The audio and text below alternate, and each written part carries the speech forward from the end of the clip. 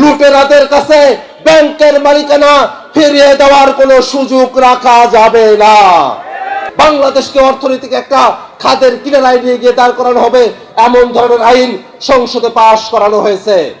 আমরা যখন দেখি হাজার হাজার কোটি টাকা লুটপাট করা হয়, সেখানে শ্রমিকের স্বার্থ থাকে না। শ্রমিকদেরকে ব্যবহার করে যখন দেশের অবস্থা ভঙ্গুর হয়ে পড়বে, আমাদের এই শ্রমিক শ্রেণী সব থেকে বিপদের মধ্যে তারা পড়বে।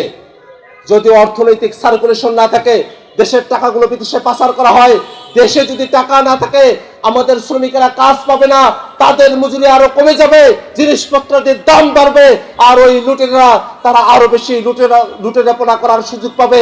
এই ধরনের ব্যবস্থা আমরা এই বাংলাদেশে প্রত্যাশা করি না। বাংলাদেশের অর্থনীতি একটা খাদের কিনারায় দাঁড়িয়ে আছে। এই খাদের কিনারায় যারা বাংলাদেশের অর্থনীতিকে নিয়ে গেল, সেই সব লুটেরাদেরকে আবারও একীভূত হওয়া ব্যাংকগুলো মালিকানা ফিরিয়ে দেওয়ার একটা আইন সরকার বাস্তবায়ন করেছে। আপনারা জানেন যে সব ব্যাংক লুটেরেরা বাংলাদেশ থেকে হাজার হাজার কোটি টাকা তারা পাচার করেছে, তাদের কাছে একীভূত হওয়া ব্যাংকগুলোকে ফিরিয়ে দেওয়ার জন্য মাত্র 7.5% অর্থ তারা যদি ব্যাংক দিতে পারেন, তাহলে তাদেরকে ব্যাংকগুলোর মালিকানা দেওয়া হবে। এমন করে বাংলাদেশে ব্যাংক রেজুলেশন আইনটা পাশ করা হয়েছে। এটা অত্যন্ত দুর্ভাগ্যজনক।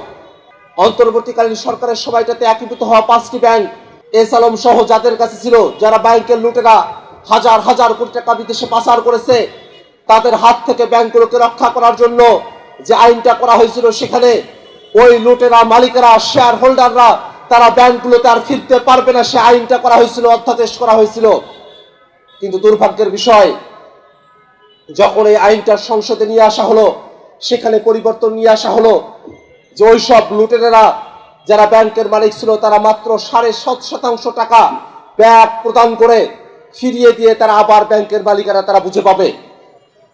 খেয়াল করে দেখুন, কোনো একটি ব্যাংকে যদি সরকার 20,000 কোটি টাকা দিয়ে থাকে, তার মাত্র 750 টাকা ফেরত দিয়ে, মাত্র 1,500 কোটি টাকা ফেরত দিয়ে ওই লুটেরারা তারা আবার ব্যাংকগুলোতে আসতে পারবে।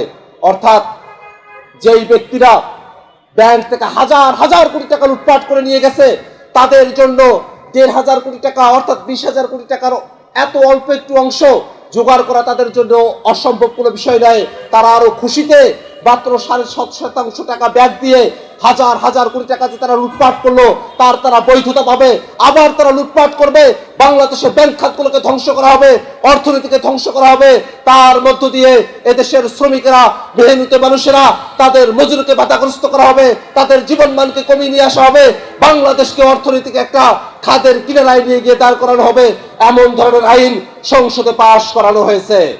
আমরা যখন দেখি হাজার হাজার কোটি টাকা লুটপাট করা হয়, সেখানে শ্রমিকের স্বার্থ থাকে না।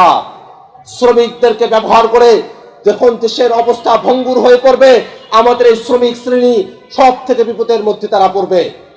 যদি অর্থনৈতিক সার্কুলেশন না থাকে, দেশের টাকাগুলো বিদেশে পাচার করা হয়, দেশে যদি টাকা না থাকে আমাদের শ্রমিকেরা কাজ পাবে না, তাদের মজুরি আরো কমে যাবে, জিনিসপত্রের দাম বাড়বে, আর ওই লুটেরা তারা আরো বেশি লুটেরাপনা করার সুযোগ পাবে। এই ধরনের ব্যবস্থা আমরা এই বাংলাদেশে প্রত্যাশা করি না। আমরা বিরোধী দলের পক্ষ থেকে এই যে লুটেরাদের কাছে ব্যাংক ফিরিয়ে দেওয়ার আইন করা হলো, তার বিরোধিতা করেছি, কিন্তু আমাদের কথা তারা শোনে নাই।